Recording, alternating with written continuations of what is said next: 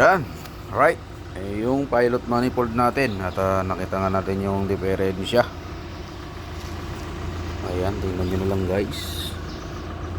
Tingnan nung naiiba. Hop. Hop. Hop. Yun o. Yun o. Yun o. Yun. Equal. Yan ang naiiba. Recondition natin tong pilot manifold. Okay naman yung mga solenoid. Nag-i-energize pa naman mga solenoid. I-check natin mamaya yung continuity ng solenoid. O yan. Ito ating gamit na tester. Right.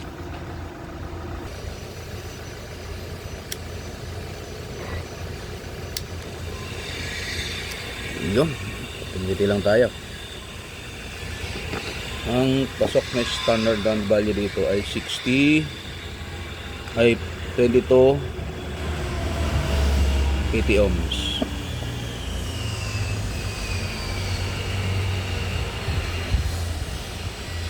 Alam mga tusok natin na dalawang titi na to.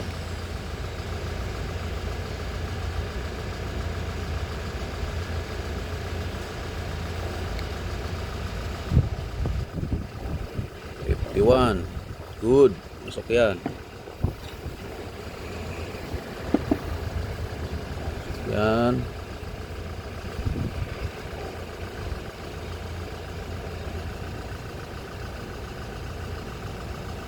Hop. Masok yan.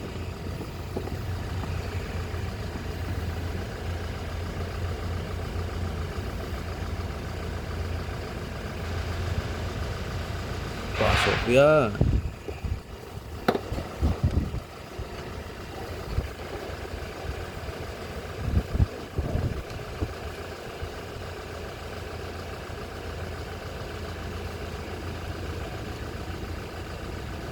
Yun, pasok rin. Ang 5. Dalawa na lang. 6 lang to guys.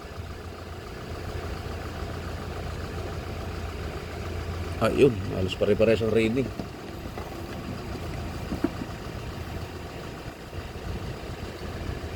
Last but not the least. Ayun, pasok.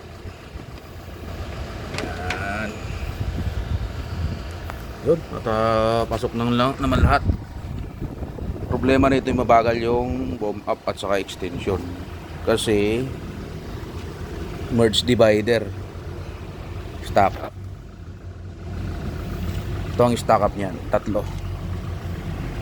Ayan. Ayan. Ayan, nakabaon na yan. Ayan. Ito yung normal. Nag-bounce yan. Ayan, nag-bounce. Ito, tigas nga rin eh. Tigas nga rin siya. Baka di kayang idiin ng to. Solenoid. Ayan, puro nakabaon. 3 naibaon. Ito yung sa hydraulic lock. Maganda siya.